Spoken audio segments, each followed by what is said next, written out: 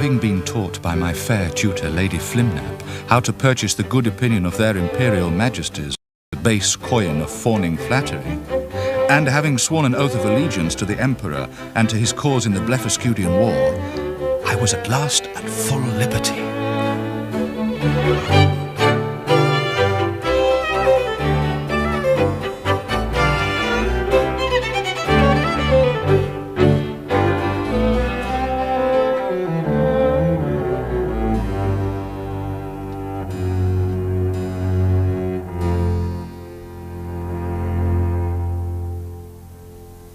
Is that all, my lord? Only the public examination for the post of Principal Secretary, ma'am. It is to be held this day week in the Palace Yard. So, for another 7 days, I am to carry the kingdom, nay, the empire on my shoulders, quite solo. So be it, then. He's cutting down our trees, Mamma. The Gulliver. The trees in the Royal Park itself. Of course he is. Bring him to me, I pray you.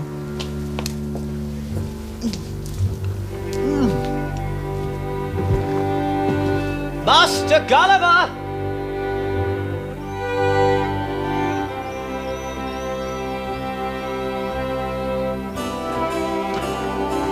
You mean you knew? Greetings, sir. My eyes assure me that your project is proceeding to your satisfaction. Indeed it is, Your Grace, thanks to the ineffable condescension of the most amiable lady in the land, whose delicate hand I should desire to kiss in humblest gratitude, durst I approach such majesty without trembling. Courteous monster. You shall have your wish, Master Gulliver. Your words are dipped in honey, sir. Distilled of the nectar from the fairest flower. I do not understand your meaning. Why, what should I mean, but that a man must seek the sweetness of a woman's beauty as a honeybee the blossom? I see.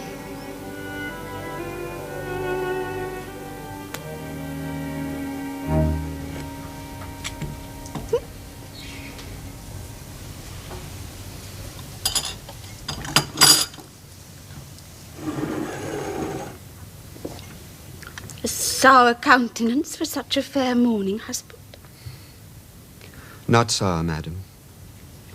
Distracted. Yes, and not a little grieved, as who would not be when his trust's betrayed. Savers. Trust, you say? Betrayed, you say? I have been deceived, Lillander. Oh, but sir... What have you to say of this fellow, Reldresal? Surely you cannot believe, that my he lord... should think me fool enough to be cozened by a muff. For a day or so may be. But I have been considering and observing since, and now I'm assured the man's a ruffian, a lecherous blackguard. And as for you, Lillander, my pretty wife, my innocent... Oh, sir, I do How avow... could I loose such an animal into the garden where blooms the very blossom of my life?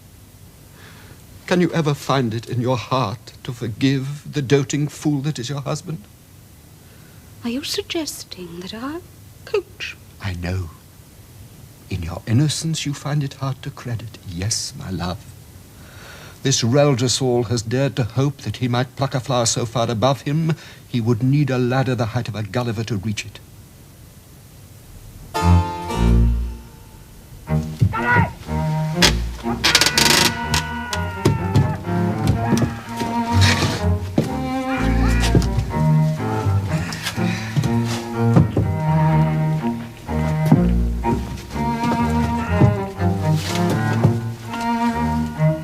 Master Gulliver, sir. Ah, good morning to you, Sergeant. I see you've brought the chairs I asked. I trust they'll fit your purpose, sir. The question's rather, good Master Sergeant, will they fit a Lilliputian lady's bum? I've 2 visitors are coming. As to that, sir, it might be said to depend upon the size of the lady, sir, if you take my meaning. Now, my wife might suit the pair of them together, with a bit of seat to spare. Of wife, that is, not chair.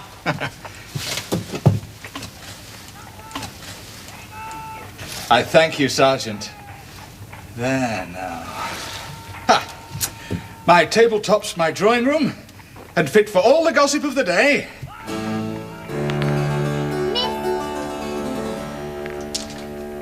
The Queen's command is plain enough. You are, my lord, severally or together. It matters not a jot to seek out and discover the Blefuscudian intent, whether they'll invade or no. And if so, when? But how to do it? A rowing boat cannot come within the cable length of the shore of Blefuscu without being seen. Now, indeed. My every spy has till now been taken, or else converted to the Big End faction and stayed in Blefuscu. There is no answer. A man on the northeast cliffs of Lilliput with a perspective glass could see quite into the Blefuscudian harbour. We used to watch the ships before the war. I used to count the size of pork as I carried them on board. I shall post a man with a perspective glass on the northeast cliffs. He'll be able to see quite into the harbour of the enemy. I'll swear to that. And I'll supply the telescope. The Navy's best. Will that suffice, my lord? Faith, gentlemen, I care not how it's done. Just do it, and with dispatch. Or else the council will need to fill 2 more posts other than Her Grace's private secretary.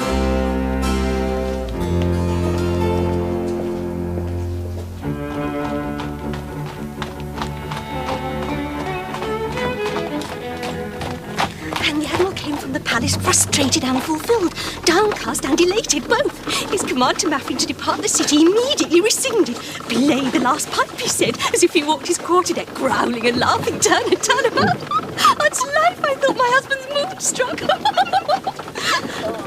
See how the sunlight dances on the ground. Do you not dote on our dear country at this season of the year? Faith, I sometimes think I'd rather be a dairymaid than an admiral's wife.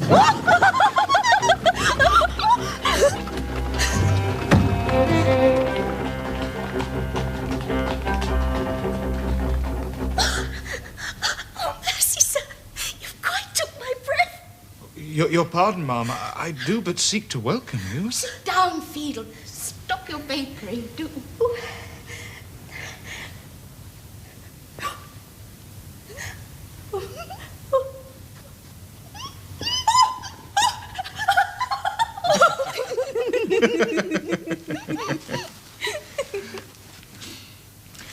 And what am I to learn today, my lady tutor? What's the gossip of the court? Why, little worth remarking, I fear, sir. A coachman who's lost his coach has lost his master too, if not his mistress.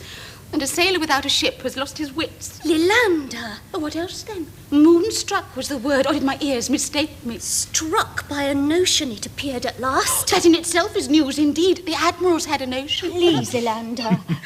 And after all, who would stand closer to Her Majesty save only the Emperor himself? Oh, and he is most nimble on his feet.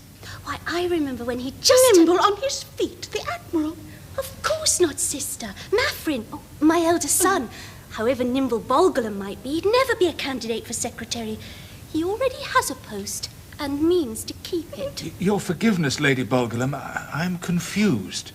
Your son is nimble on his feet, and therefore seeks the post of secretary? How so? Is this how the appointment's made?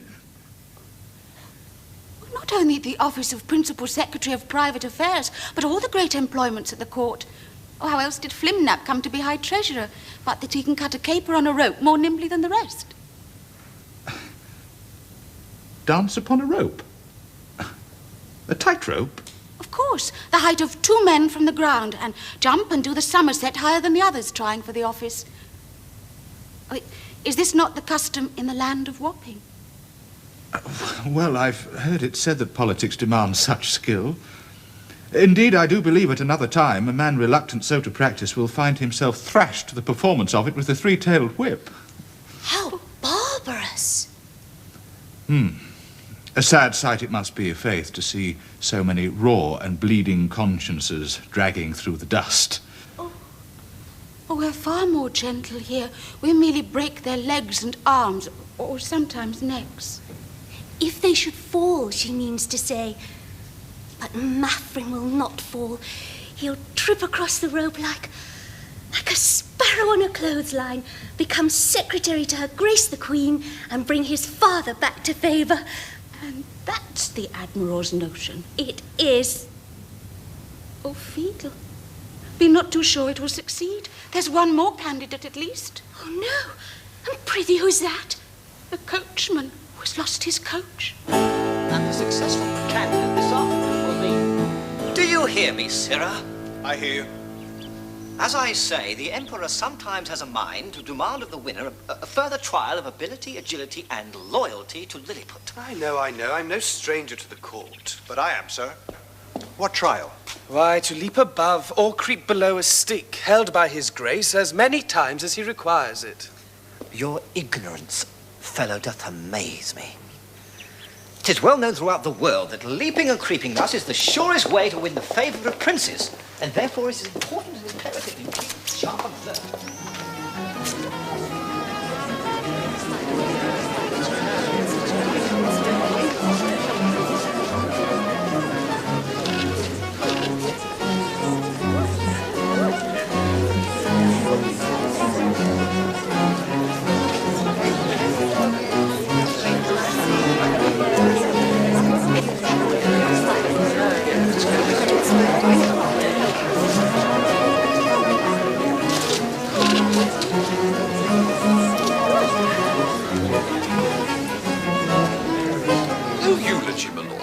Not even the tiniest word, but how do you expect the commonalty to remember that I'm the terror of the universe and all?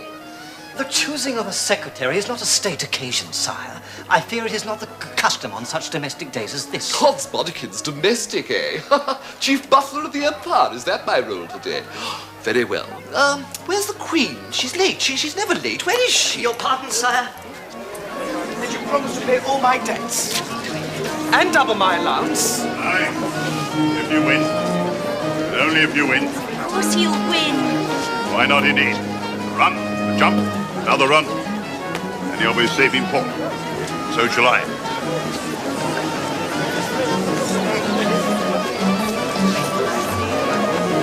The insolence of it.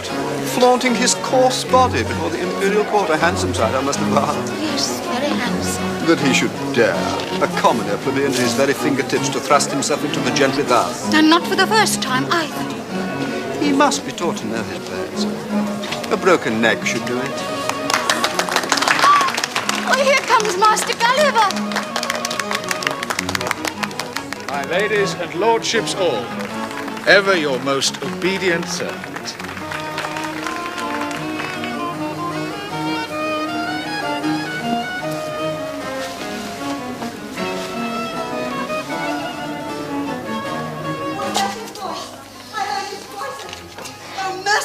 He's arrived. How now? What's this? I pray you, wife, return to your chamber at once and ready yourself for the day. Was that a lacing gone? I thought I heard one snap. I shall be heard. Come now, Galbasto. We have no time for tantrums. My Lord Chamberlain, we are ready for the audience. No. It isn't just. It isn't fair.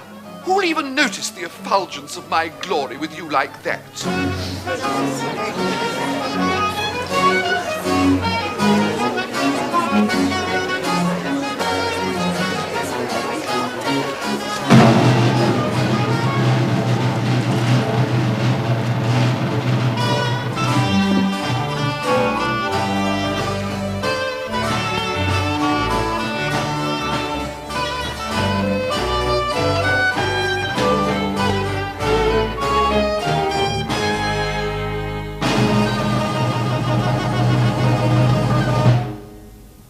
That those who present themselves as candidates for the most high office of Principal Secretary of Private Affairs to their Imperial Majesties now draw near. Mafrim Bogalum and Trino Reldrasel, you are charged that you will true combat make, to show such skill upon the rope, such art to twist and turn, that you shall prove your worth to share the counsels of the mighty. My lords, ladies, and gentlemen, it is the pleasure of His Gracious Majesty that the First Minister of the Imperial Council, my Lord Flimnap, Glum Glum of Langro, High Treasurer of Lilliput, should first let the court observe the skill which raised him to such preferment. Lord Flimnap.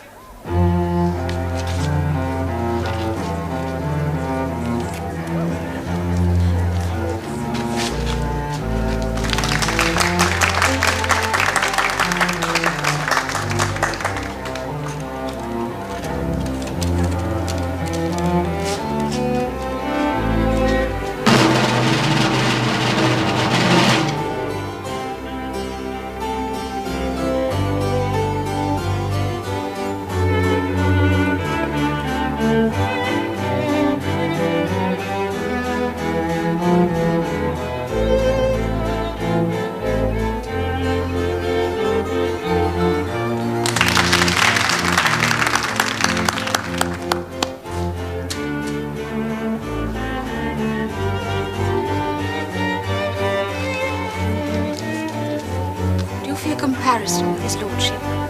Never have before. Let it be known that each candidate shall proceed from hither to yon, and anon from yon to hither, practicing such tricks as he shall deem proper. Should any part of him touch the ground, however, be it only a hair of his beard,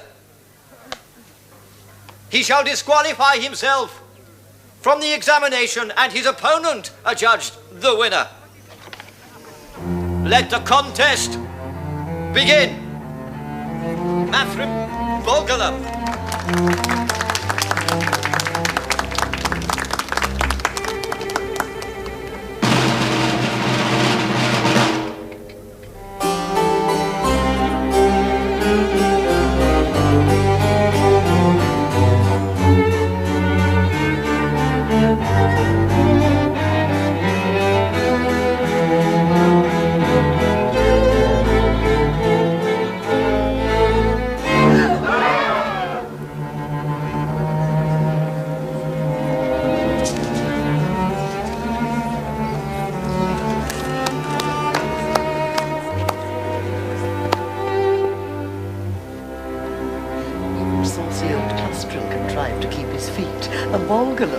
Perhaps we should make him admiral.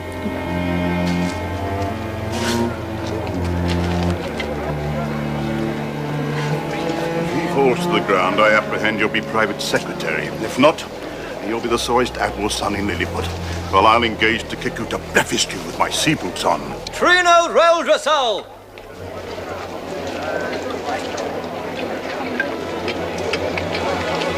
Mark this, sir, and mark it well. There'll be no more silver from my pocket. You'll live on your income, and you'll live like a bumpkin, for all I care. But if he does fall, what can such a fellow know of this noble art of ours? An impudent servant. A vulgar upstart. A presumptuous groom. A mere performer from the fairground. A what? Your pardon, wife, what did you say? Well, that is where I found him, at the County Goose Fair. Oh, surely you knew. How did he perform the lander? Pray, tell me how.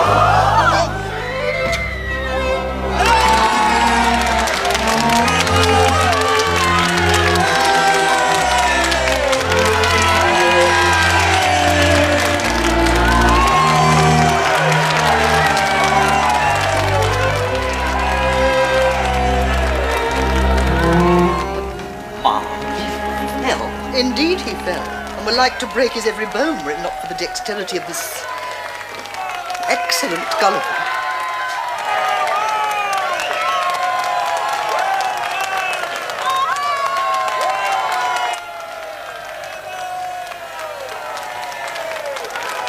Are they cheering me? I do declare, they're cheering me. It must be my effulgence after all. Have you noticed my effulgence, Lurbar? They said there'd be green buns. The rule, No. Mum. He fell. How can he win the contest? He didn't touch the ground. Your silly rule said not a hair of his beard. I do declare I've never heard such rubbish. He doesn't have a beard, and he didn't touch the ground. But Gulliver... And where's the rule that says no giants? Show me the rule. My lords, ladies, and gentlemen, according to the desire of Her Imperial Majesty and the immemorial custom of our country, I hereby declare that the winner of the contest is Trino Reldresal.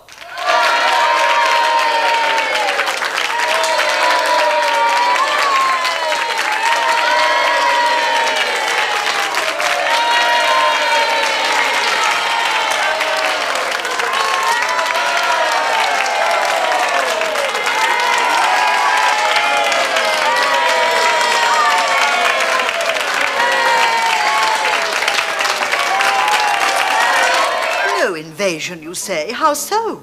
I watched 2 days, Ma'am, nearly 3.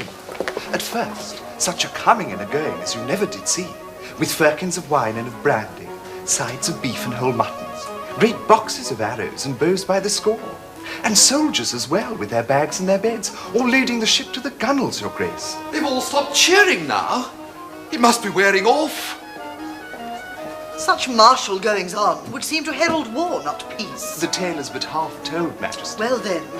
Well, so it continued all round the clock, until a day since, just afternoon. And then it all stopped. No weapons, no soldiers, no food. Their plans have been changed, Ma'am. And I've galloped all night to report to you, Ma'am. The invasion is off, Ma'am. It must be. And that's your good news. Don't you see, you poor booby? They've finished their loading. That's why they've stopped. A fair wind to Lilliput, that's all they need now. The invasion will come any day, any hour, any minute. The shining grown less of my glory. Can effulgence wear off, or heavens, wear out? Craving your pardon, Ma'am, but no decision as to any future action can be taken without the order of the Commander-in-Chief. How to prevent it? That's the puzzle. How can one stop it? You've hit it, Golbasto. So what can we do? Odds bodikins, I've got it. Ask Gulliver, of course. Of course. Of course. And so, Master Gulliver, placing great confidence in your valor and strength, and in your fidelity to the solemn oath but lately sworn, His Imperial Majesty has commanded me to place this account of his affairs before you. Requiring you to use your most valiant endeavors to crush the vile hordes which threaten us. However, in order Vile hordes. They're his friends, I say. He's a Blefuscudian spy. I've said so from the first, again and again. Indeed you have, my Lord Admiral, and again.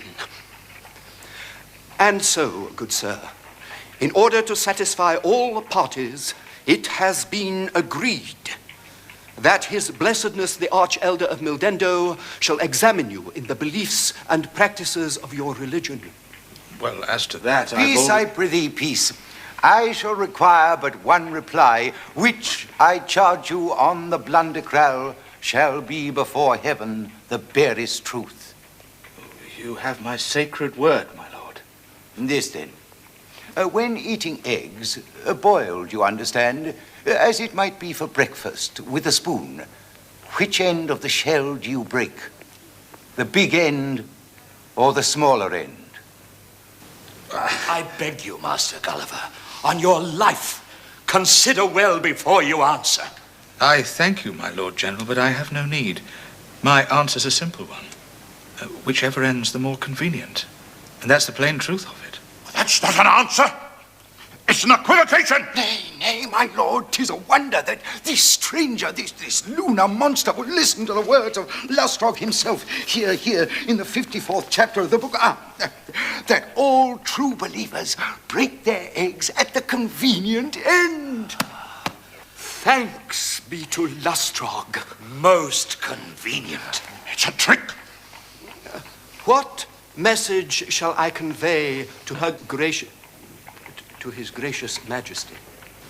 Oh, pray tell him that I am ready with the hazard of my life to defend his person and his state against all invaders. We thank you, Master Gulliver.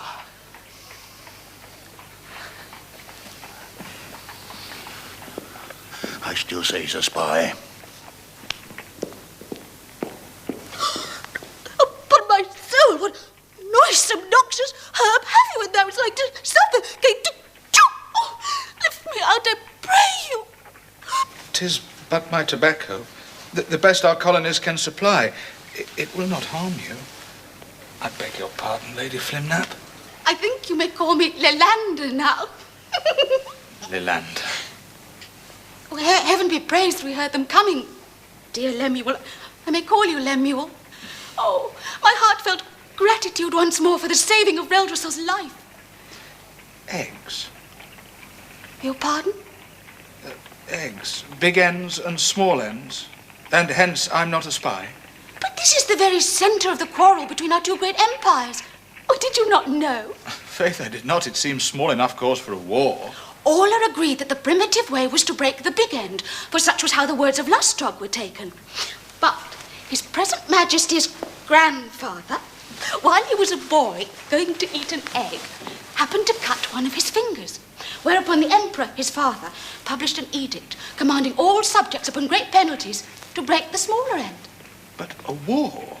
Well, the Emperor of Blefuscu accused us of making a schism in religion, you see, and what with the war abroad and civil commotion at home, the quarrel's continued ever since. Then, by Lustrog, it's time it stopped. Let's have a glorious victory, eh?